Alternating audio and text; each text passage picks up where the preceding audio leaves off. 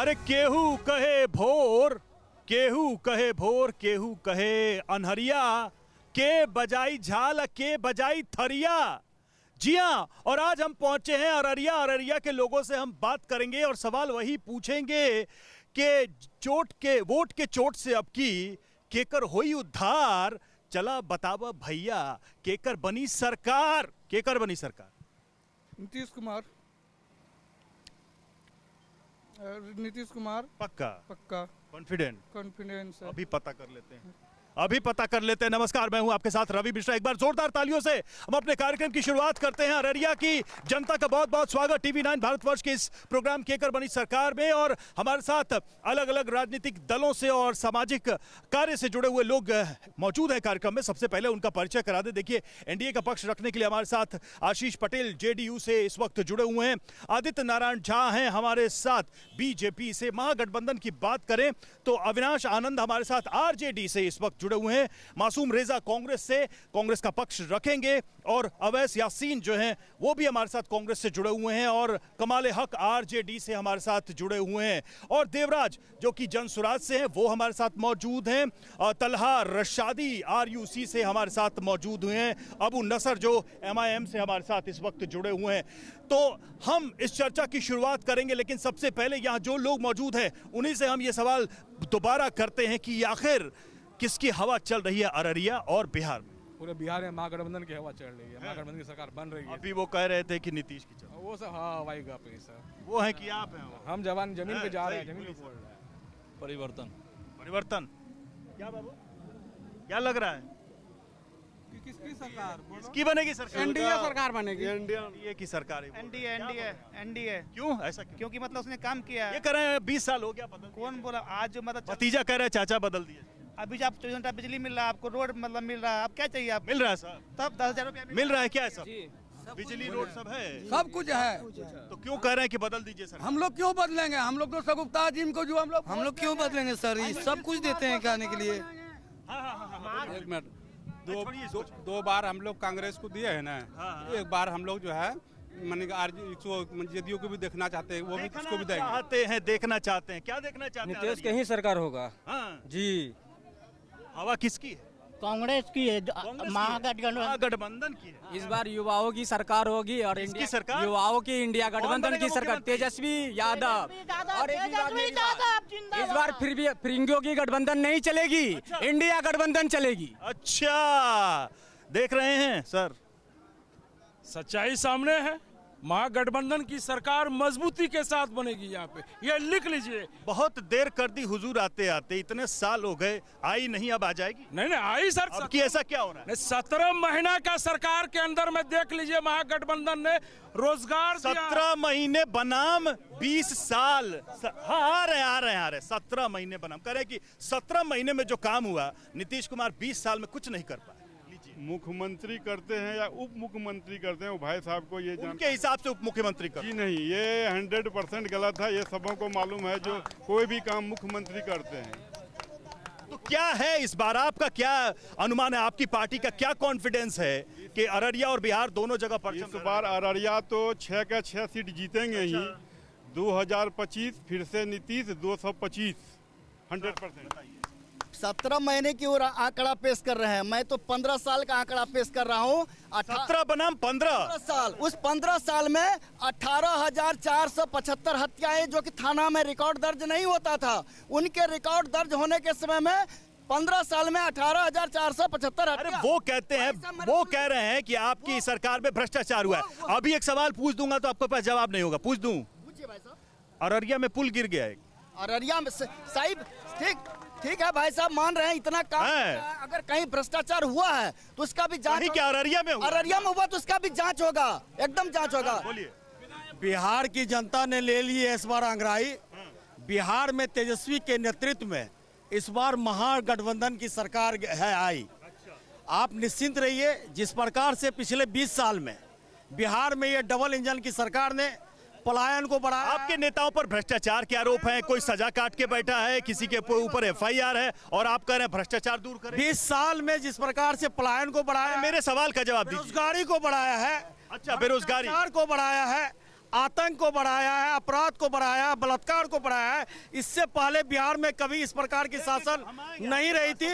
ये अघोषित महाजंगल राज है। अब जरा एक बीच की भी बात हो जाए, आपकी नजर में तो दोनों भ्रष्टाचारी, दोनों बिहार को बर्बाद कर रहे हैं। देखिए, अभी भ्रष्टाचार की बात आपने किया, कल ही एक पुल गिरी है और ये अररिया है। यहाँ पे आप देखिए रानीगंज के परमानंदपुर में खाली खेत में भी रोड बना, पुल बना है।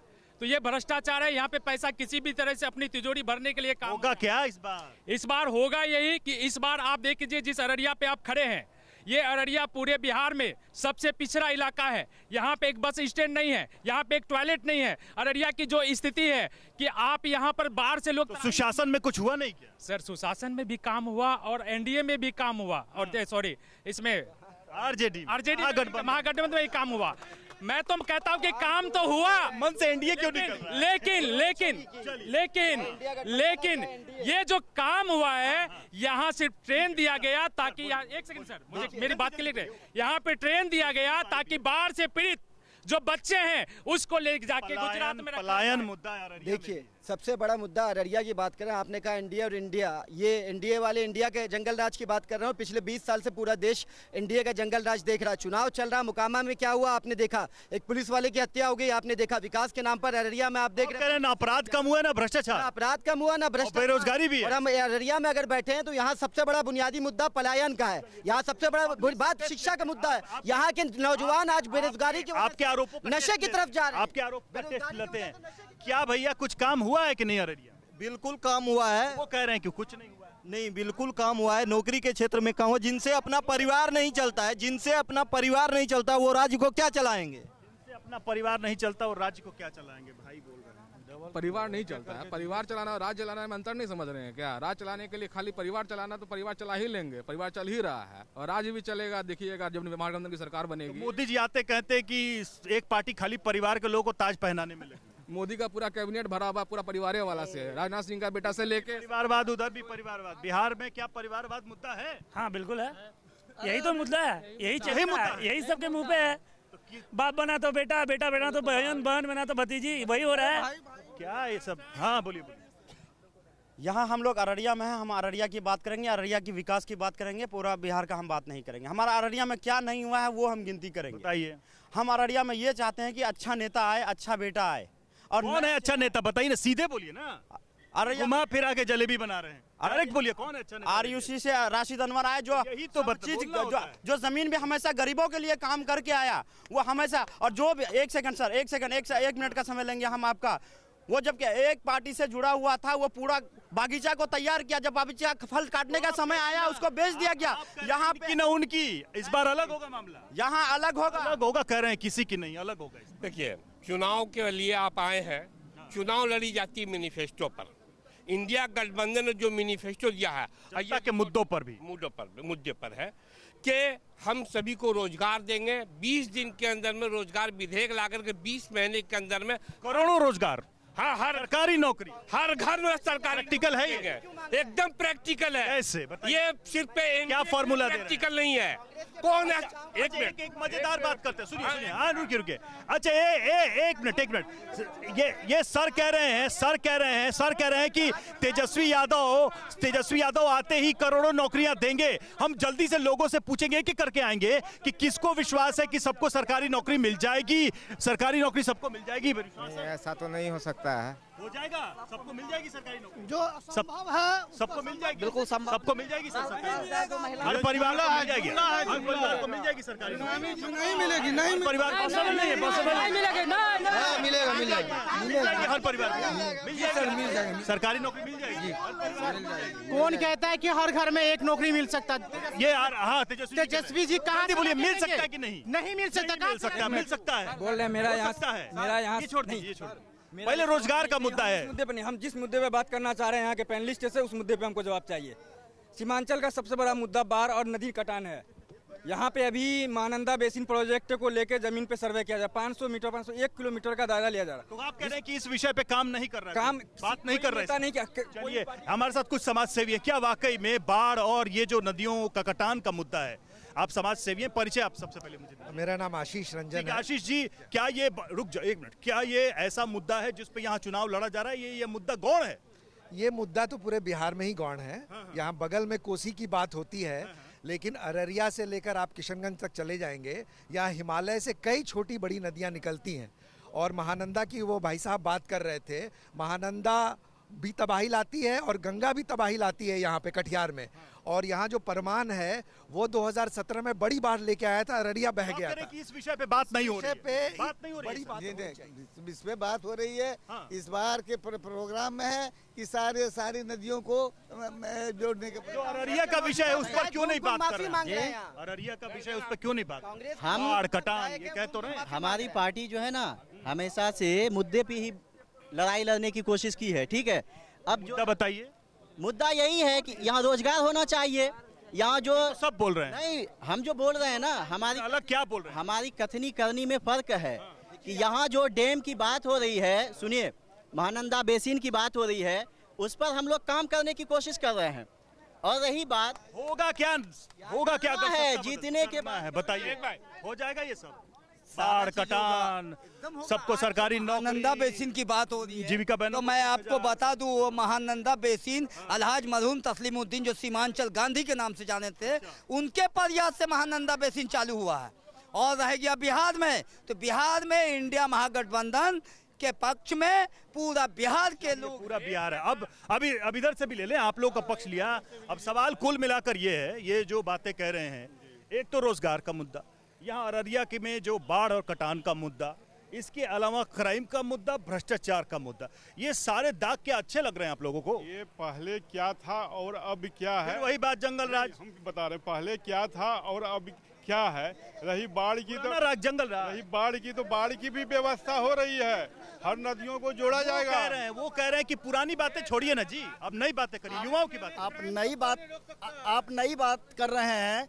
इस सरकार ने, एनडीए की सरकार ने पिछले 5 वर्षों में 10 लाख नौकरियां, 39 लाख रोजगार, 49 लाख लोगों को रोजगार देने का काम किया है। और हमारे घोषणा पत्र में 1 करोड़ लोगों को। अब वो कहते हैं पकौड़ा तलना, रील बनाना रोजगार होता है। वो कहते हैं, उनका कहना सोच अलग है। लेकिन बिहार है रोजगार। आप देख लीजिए, बिहार भाई साहब, बिहार में प्रति व्यक्ति आय 2005 से पहले 7,900 रुपया था, आज प्रति व्यक्ति आय 66,000।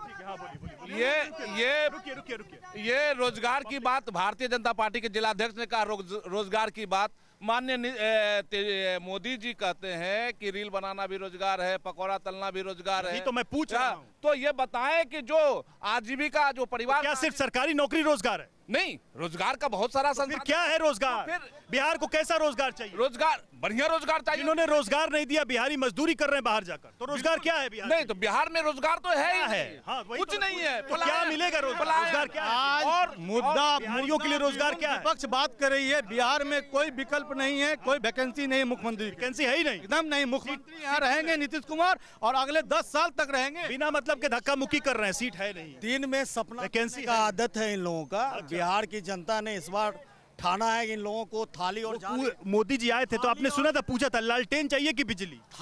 थाली और झाली बजाना है। यहाँ के लोगों को विकास चाहिए, पलायन से मुक्ति चाहिए, बाढ़ से मुक्ति चाहिए, रोजगार चाहिए, महिलाओं को क्या चाहिए? भैया लालटेन का जो किरासन जो बांटा जाता है, मिट्टी तेल, वो बंद हो गया, तो लालटेन लाके क्या करेंगे? बिजली भी जाते हैं। यहाँ जो हर घर नौकरी की बात हो रही है, बिहार की सरकारी, हाँ, तो 3,16,895 करोड़ का बिहार का बजट है। अगर हर घर में नौकरी देंगे, क्या बाबू क्या बोल रहे हो? ऐसे अलग से क्या बात कर रहे हो? तेजस्वी का देन है जो 125 यूनिट मिल रहा है अभी। अच्छा, नहीं तो अगर ये लोग नहीं बोलते 200 यूनिट, तो जिंदगी में नहीं मिलता। बस नीतीश को इस्तेमाल किया जा रहा है। अच्छा, कौन कर रहा है? भाजपा बस इस्तेमाल करके। नीतीश को मुक्त कौन कराएगा? कांग्रेस। ये हरा देना है नीतीश को, क्या करना है? बिल्कुल बिल्कुल, हमारे विधायक यहाँ 50,000 वोट से जीत के आते हैं। ये ठीक है। हमारे साथी ने कहा कि नीतीश जी में बहुत ज्यादा समझिए कि रोशनी हुआ, काम हुआ, रोड, बिजली। इनसे जाके पूछिए, जितना भ्रष्टाचार इस सरकार में हुआ किसी सरकार में नहीं हुआ है, किसी सरकार में नहीं हुआ है।